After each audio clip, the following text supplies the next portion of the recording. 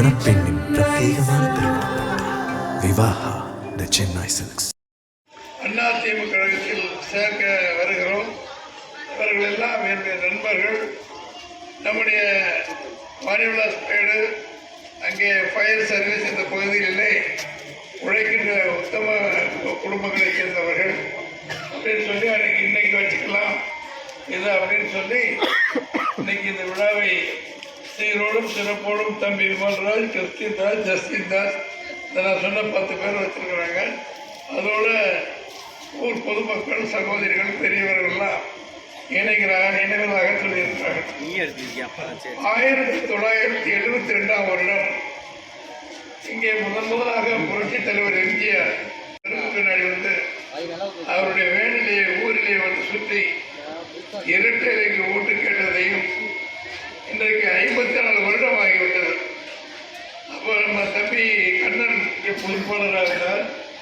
பிறகு ஒவ்வொருத்தர் அவங்க கட்சிக்கு பல கட்சிக்கு போயிருக்காங்க. அப்போ இருந்து நம்முடைய முத்தரகுப்பட்டியிலே நல்ல தொடர்பிலான இங்கே இருக்கிறவங்க குட்டியப்பட்டி பேங்கூர் இங்கே தான் குடியிருக்கிறோம். அதனால் 5 முறை நாடால் எம்பிக்கு நிற்கும் பொழுது 4 முறை எம்பியாக தேர்ந்தெடுத்து டெல்லிக்கு அனுப்பினீர்கள்.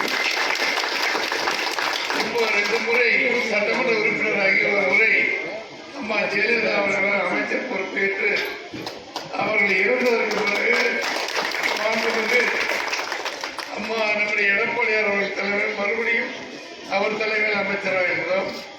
புரட்சி தலைவர் எம்ஜிஆர் இருக்கும் பொழுது இந்த பஞ்சாயத்து யூனியன் முழுவதற்கும் சேர்மனாக பொதுமக்களால் தேர்ந்தெடுக்கப்பட்டோம். ஆக இறைவன் அருளால் அத்தனை தெய்வங்களும், இஸ்லாமிய தெய்வங்கள், நம்முடைய கிறிஸ்தவ தெய்வங்கள், இந்துக்கள் தெய்வங்கள் எல்லோருடைய ஆசையோடு உங்களுடைய அன்போடு ஒரு 54 வருடமாக இந்த கட்சியிலே உழைத்துக் கொண்டிருக்கிறோம். நம்ம உங்களைப் போல நாமும் ஒரு சாதாரண குடும்பத்திலே பிறந்திருப்பதனால் மக்களுடைய கஷ்டங்கள் என்ன, அவருடைய தேவைகள் என்ன, ஊருடைய பிரச்சனைகள் என்ன, கோவில் பிரச்சனை, ரோடு பிரச்சனை, கழிவுநீர் பிரச்சனை, சாக்கடை பிரச்சனைகள், குடிநீர் பிரச்சனைகள், இவைகளெல்லாம் முக்கியமாக தீர்க்கப்பட வேண்டிய ஒன்று உங்களுக்கு தெரியும். சென்ற முறை மோசமான ஒரு நிகழ்ச்சி, அது என்ன, கொரோனா வந்த பிறகு ஒருவருக்கு ஒருவர் முகத்தை பார்க்காமல் முகமூடி அணிந்து பேசினாங்க நமக்கு ஓட்டிக்கணும், பேசலைன்னா இவருக்கு ஓட்டிக்குங்கிற மாதிரி பல்வேறு பிரச்சனை இருக்கிற பொழுது அன்றைக்கு நான் அமைச்சராக இருந்த பொழுது வீடு வீடாக வந்து என்னால் முடிந்த அரிசி தானியங்களை கொடுத்து என்னுடைய சகோதரர்கள் சகோதரிகளுடைய இல்லத்திலே முடிந்ததை நான் செய்தேன் என்பது உங்களுக்கு தெரியும். அது போக அமைச்சராக இருக்கின்ற பொழுது இந்த சட்டமன்ற தொகுதியில் இருக்கின்ற சின்ன கிராமம், பெரிய கிராமம், நமது ஊர் கிராமம் எதுவாக இருந்தாலும் இல்லை என்கிற பேச்சு இல்லை என்கிற அளவிற்கு அத்துணை பணிகளும் செய்திருந்தோம். இந்த 4.25 வயது முடிஞ்சு இந்த 2 மாதம் இருக்குது ஆட்சி, திமுக ஆட்சி முடிய போகிறது. இதில் நமக்கு என்ன பிரச்சனை, ஒரு ஆட்சி இருந்தால் அம்மா எம்ஜிஆர் அவர்களும் புரட்சி தலைவர் ஜெயலலிதா அம்மா அவர்களும் இந்த நாட்டை ஆண்ட பொழுது, ஆளுகின்ற பொழுது மக்களுக்கு என்னென்ன நன்மைகள் செய்தார்கள் என்பது உங்கள் அத்தனை பேருக்கும் தெரியும். தாலிக்கு தங்கத்துக்கு அம்மா புரட்சி தலைவர் ஜெயலலிதா அம்மா கொண்டு வந்தது 8 கிராம் 1 பவுன் தங்கம். எஸ்எஸ்எல்சி படித்திருந்தால் அந்த குழந்தைக்கு 25,000, பட்டப்படி படித்திருந்தால் அந்த குழந்தை திருமணமாகுது என்று சொன்னால் அதுக்கு 50,000. எத்தனை ஆயிரம் குடும்பங்கள், எவ்வளவு லட்சம் குடும்பங்கள் இருந்தாலும் தமிழ்நாடு முழுவதும் அவைகளுக்கு செய்து தருகிற பொறுப்பை அம்மா ஏற்றிருந்தார்கள்.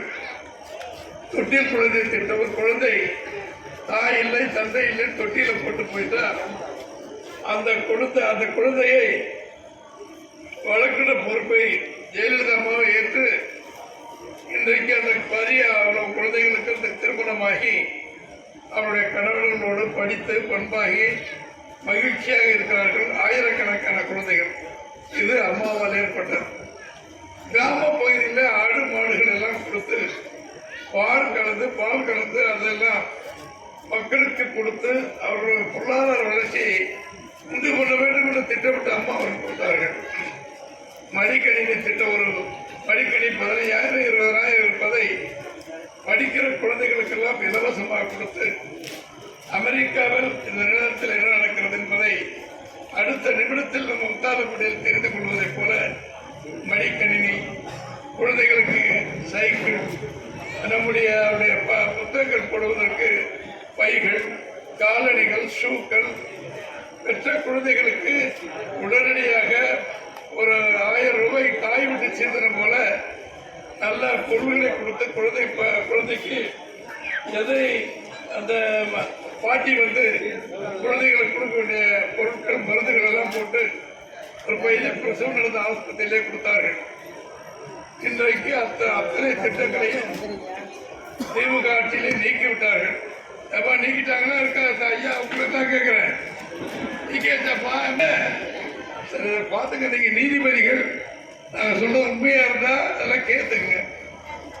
அதே மாதிரி இன்னைக்கு அம்மாவுடைய ஆட்சியில செய்த அத்தனை பணிகள் இப்ப எல்லாவற்றையுமே நீக்கிட்டு இப்ப 1000 ரூபாய் கொடுக்குறாங்க. தாய்மார்களுக்கெல்லாம் 1000 ரூபாய் கொடுக்குறாரு நம்ம திமுக ஆட்சியில. அதை நாம ஒரு ஆட்சி ஆரம்பித்த 3 வருடமாக அன்றைக்கு எதிர்கட்சி தலைவர் இன்றைக்கு இருக்கிற மாண்புமிகு எடப்பாடியார் அவர்கள் சட்டமன்றத்திலும் எல்லா இடத்திலும் பேசி 525 வாக்குறுதிகள் திமுகவில் கொடுத்திருக்கீங்க. அந்த வாக்குறுதிகளில் மிக முக்கியமானது தாய்மார்களுக்கு 1000 ரூபாய் தரேன்னு சொன்னீங்க அப்படின்னு சொல்லி 3 வருடம் கழிச்சு 3ஆம் வருஷத்துல தான் கொடுத்தார். அதுல ஒரு 25-35% மக்களுக்கு அவங்களுக்கு தகுதி இல்லைன்னு சொல்லிட்டு ஒரு ஊர்ல இருந்தாக்கா ஒரு 100 பேர் இருந்தாக்கா ஒரு 70-50-60 பேர் கொடுத்துட்டு மீதி பேருக்கு தகுதி இல்லைன்னு எடுத்து வச்சிருந்தாங்க. மறுபடியும் போராடி எல்லா இடத்திலும் பேசி தேர்தல் வரப்போகிற இந்த குறைந்த காலத்தில் அவங்களுக்கு தரேன்னு சொல்லி ஒரு சட்டத்தை போட்டு கொடுக்குறாங்க. இந்த ரேஷன் கார்டுகளுக்கெல்லாம் நாங்கள் எல்லா உதவியும் வாங்கிட்டு செய்வோம்னு சொன்னாங்க.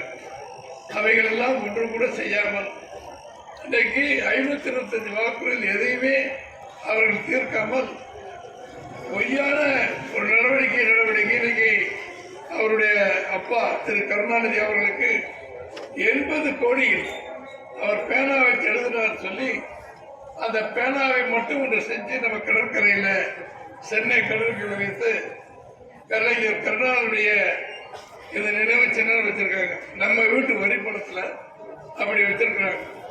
அது போக 100 கோடி 150 கோடிக்கு கருணாநிதி அவருடைய நூலகம், அவருடைய சிலை அப்படி எங்க பார்த்தாலும் வச்சு எல்லா இடத்திலும் நம்முடைய அரசாங்க பணத்தை எடுத்து நம்முடைய கருணாநிதி அவருடைய சிலையை வைத்து விழா கொண்டாடிட்டு இருக்காங்க. இந்த 3 வருஷமா அவங்களுக்கு சொல்லுவாங்க கிராமத்தில் ஊராவட்டிலேயே என் பொண்டாட்டி கையேன். அது மாதிரி நம்முடைய வரிப்பணத்தை எடுத்து அந்த வேலையை செஞ்சாங்க. அப்பா போல ஒரு மகள். இன்னைக்கு இந்த திமுக கழகத்தில் பாடுபட்ட எவ்வளவோ பெரியவர்கள் இருக்காங்க. ஆனால் ஒரு மகன் உதயநிதியை எம்எல்ஏ வாக்கி துணை முதலமைச்சராக்கி எங்கு பார்த்தாலும் அடுத்த வாரிசு அவர்தான் அப்படிங்கிற சூழ்நிலை உருவாக்கி ஒரு வாரிசு அரசியலை நடத்தி கொண்டிருக்கிறார்கள். ஆனால் மாண்புமிகு எடப்பாடி அவர்கள் அம்மா இறந்ததற்கு பிறகு 4 வருடம் 3 மாதம் இந்த நாட்டை ஆண்ட பொழுது மக்களுக்கு செய்ய வேண்டிய அத்தனை பணிகளும் செய்து இந்த கொரோனா காலத்தில் 11 மாதம் ரேஷன் கடைகளிலே ரேஷன் கார்டை வாங்கிட்டு அரிசி பருப்பு அத்தனை பொருள்களும் இலவசமாக கொடுத்தாங்க. அம்மா தாய்மார்களுக்கு தெரியுமில்ல கொடுத்தாங்க இல்லையா? அது மாதிரி பண்ணாரு. உங்களுக்கு அவர் இருக்கும்போது 2500 ரூபாய் கொடுத்தாரு. இப்ப 3000 ரூபாய் கொடுத்திருக்காரு திரு ஸ்டாலின் அவர்கள். நான் அப்ப நம்ம 2500 ரூபாய் கொடுக்கும்போது 5000 ரூபாய் கொடுத்தா என்ன அப்படின்னு ஸ்டாலின் முதலமைச்சர் கேட்டார். இப்ப நாங்களும் அதான் கேட்டோம். திரு எடப்பாடி ஐயா அவர்கள், நான் 2500 ரூபாய் கொடுக்கும்போது 5000 ரூபாய் கொடுக்க சொன்னீங்களே, இப்ப 5000 ரூபாய் கொடுங்கன்னா இல்ல என்ன பணம் இல்லை கஜானா காலி சொல்லி 3000 ரூபாய் கொடுத்திருக்கிறாரு. தேர்தல் வர்றதுனால 2-3 வருடமாக பொங்கல் பரிசுகள்ல எப்படி கொடுத்தாருன்னு உங்களுக்கு தெரியாமல பணமே கொடுக்கல.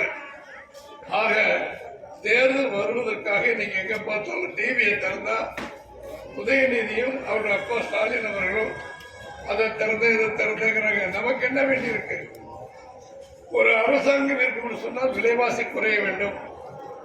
அரிசி, பருப்பு, எண்ணெய் இருக்கிற அத்தனை நீங்கள் பார்த்தால் 1000 ரூபாய் ஒரு வீட்டுக்கு கொடுத்து விட்டு ஒரு குடும்பத்திற்கு மின்சாரத்திற்கு கட்டணத்தை ஏற்றிட்டாங்க, சொத்து வரி ஏற்றிட்டாங்க.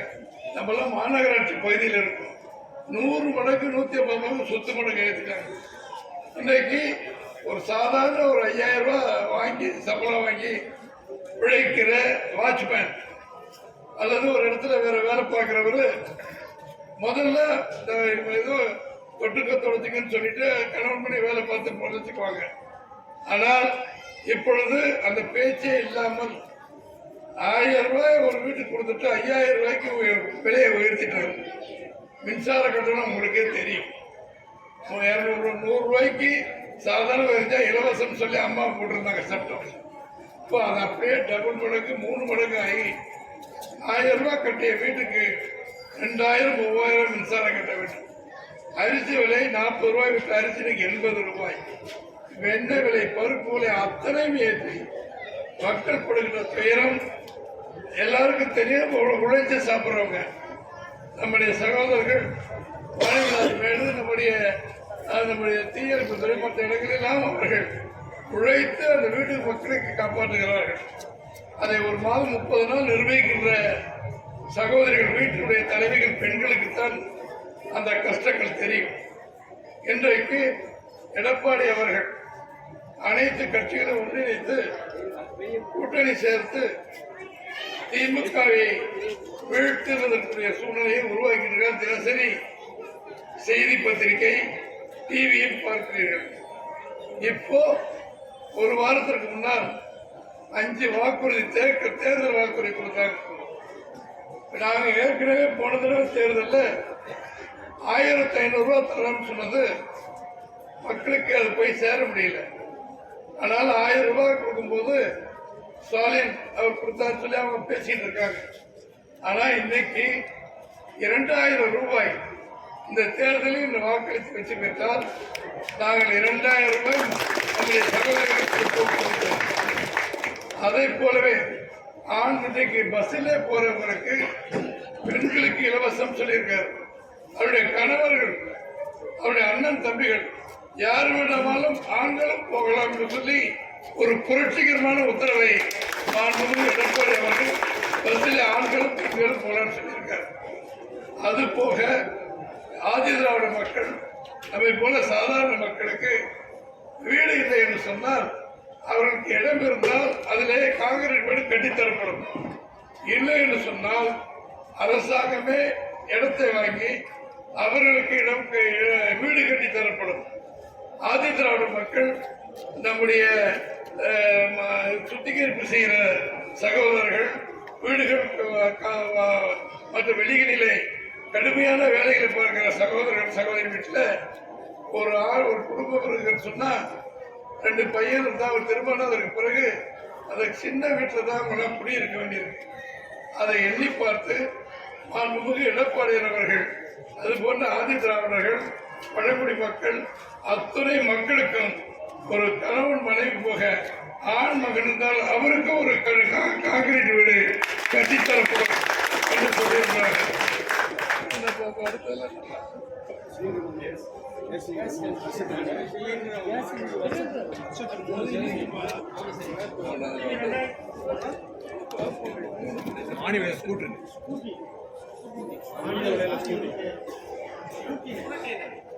பெண்களுக்கு, நம்முடைய பிள்ளைகளுக்கு, படிக்கிற பிள்ளைகள், ஆசிரியர்கள், வேலை பார்க்கிற சகோதரிகளுக்கு ஸ்கூட்டர் வாங்குவதற்கு 25,000 ரூபாய் 5 லட்சம் மக்களுக்கு நான் கொடுப்போம் சொல்லி நம்முடைய எடப்பாடி சொல்லியிருக்காரு.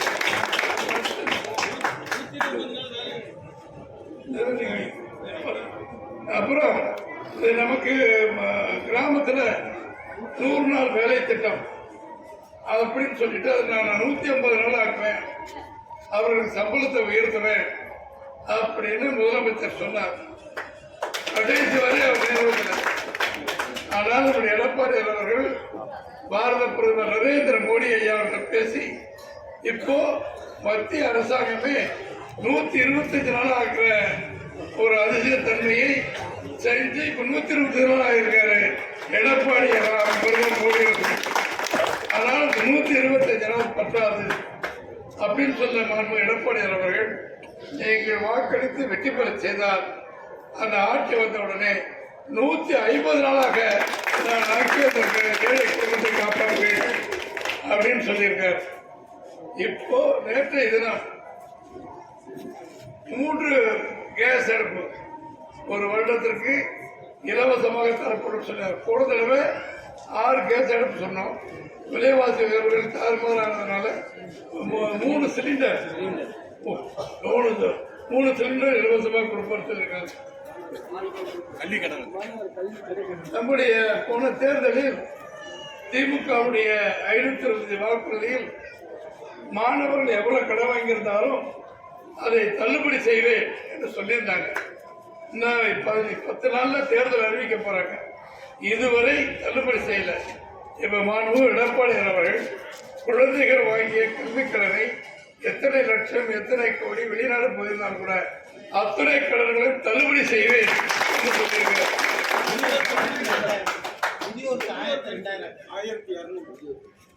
முதியவர்கள் ஊனமுற்றவர்கள் அவங்களுக்கு 1200 கொடுத்ததை 2000 ரூபாய் நான் ஆட்சி தருவேன் என்று சொல்லியிருக்கிறார். ஜல்லிக்கட்டு நம்ம மாவீரர்கள் தெரியும். எங்க பார்த்தாலும் நம்ம முத்தரப்பட்டிக்காரங்க, மேட்டுப்பட்டிக்காரங்க, கொசவப்பட்டிக்கு எல்லா ஊருக்கும் ஜல்லிக்கட்டு போவீங்க. அது போகும்போது வண்டிகளை மாடு நம்ம வளர்த்த பிள்ளைகளை அந்த காளைகளை ஏற்றிட்டு போவீங்க. அந்த மாதிரி போகும்போது ஒரு வீரர் இறந்துட்டா அந்த குடும்பத்துக்கு 10 லட்சம் ரூபாய் நம்முடைய அரசாங்கம் படு ரொம்ப காயமடைஞ்சு ஆஸ்பத்திரியில் அந்த மாடு பிடிக்கிறவங்களுக்கு தான் அவங்களுக்கு 2 லட்சம் ரூபாய் காயத்தை கொடுப்போம் என்று அறிவிச்சிருக்கிறார். அப்புறம் கிறிஸ்தவர்கள், இஸ்லாமியர்கள் இவர்கள் அவங்க வாங்கின கூட்டுறவு கடன்கள் இங்கே நம்ம முத்தாரப்பட்டி கூட்டுறவு சொசைட்டியில் நாங்கள் எங்கள் மேட்டுப்பட்டியில் முத்தாரப்பட்டியில் தான் இருக்கு. அதில் கடன் வாங்கியிருந்தீங்கன்னா கிறிஸ்தவர்களுக்கும் முஸ்லீம்களுக்கும் உடனடியாக தள்ளுபடி செய்யப்படும் என்று அறிவித்திருக்காங்க. அதாக முதல்ல ஒரு 5-10 வாக்குறுதி சொல்லியிருக்காங்க. இதற்கு முன்னால் நம்ம சொன்னது முடியல, பின்னும் முடிவாக என்னென்ன செய்ய போறோங்கிறது இந்த வாரத்துல எல்லாம் அறிவிப்பு வந்துடும். அவரு உடனே திமுக சொன்னாங்க எங்களை பார்த்து காப்பி அடிக்கிறீங்க. காப்பி அடிக்கல. இப்படி அதை அறிவிக்கும் போது இப்படி பத்திரிகை நிறுவனங்களும் முன்னால் உட்கார்ந்து முதலமைச்சர் ஸ்டாலின் அவர்கள் கஜானா காலி, எதுவுமே செய்ய முடியல அப்படின்னு சொல்றாரு. நீங்க இத்தனை வாக்குறுதி கொடுக்குறீங்களே எப்படி செய்ய முடியும்னு கேட்கிறேன். நாங்க வாய்ச்சவடால் பேசுகிறோம் அல்ல, சொல்லுவதை செய்வதைத்தான் சொல்லுவோம், சொல்லாத செய்யாதது சொல்ல மாட்டோம். நிர்வாக திறமை இருந்தால் எதுல சிக்கனம் எதுல நல்லது செய்யணும்னு எங்களுக்கு தெரியும். அரசாங்க பணத்தை எடுத்து வீதியில் எடுத்து போற்ற மாட்டோம். மக்களுடைய வரி பணத்தை முறையாக செலவு செய்து அதில் வருகின்ற வருமானத்தை மக்களுக்கே செலவு செய்கின்ற விதத்தை நாங்கள் அறிந்தவர்கள். புரட்சி தலைவர் எம்ஜிஆர், புரட்சி தலைவர் அம்மாவை எங்களுக்கு கற்றுக் கொடுத்துருக்காங்க. நாங்கள் எப்படி செய்யறோம்னு பாருங்க. மகன் கேட்கிறார் சொல்லி கார் செலவுக்கு, கார் பந்தயத்துக்கு ஒரு 4 கோடி 5 கோடி 10 கோடியை அரசாங்கம் இருந்த இடத்துக்கு கீழே போட மாட்டோம் அப்படின்னு சொல்லியிருக்காங்க. பல விஷயம் பேசினாலும் கூட இன்னைக்கு மக்கள் இந்த மாற்றுக் கட்சி தலைவர்கள் சகோதரர்கள் இங்கே வந்து சேர்ந்திருக்கீங்க. இயேசுநாதர் சாமி கொண்டு வந்திருக்கிறோம். ஒரு மகிழ்ச்சியான செய்தி. அதெல்லாம் இங்கே வந்திருக்கிற அத்தனை சகோதரர்களையும் எங்களோடு பிறந்த உடன்பிறப்புகளை இணைத்து அனைத்து இந்திய அண்ணா திமுக சகோதரர்களுக்கு என்னென்ன அன்பு பாசம் மரியாதைகள் செய்கிறோமோ அது அத்தனையும் உங்களுக்கு சேர்த்து செய்வோம் என்பதை இந்த நேரத்தில் சொல்லி இதற்கு ஏற்பாடு செய்த அன்பு தம்பிகள் மரியாதைக்குரிய அந்தோணி விமல்ராஜ், கிறிஸ்டின் ராஜு, ஜஸ்டின் தாஸ் போன்ற கிறிஸ்தவர்கள் முஸ்லிம் மக்களுக்கு சுய மகளிர்கள் சுய தொழில் செய்வதற்கு வட்டி இல்லாமல் அவங்களுக்கு கடன் தரப்படும். நான் முதல்ல தள்ளுபடி சொல்லியிருந்தேன். அவங்களுக்கு 1 லட்சம் 2 லட்சம் 5 லட்சம் 10 லட்சம் வேண்டாம், பைசா கூட அதுக்கு வட்டி கிடையாது. அது கிறிஸ்துவ மக்களுக்கும் இஸ்லாமிய மக்களுக்கும் தரப்படும்.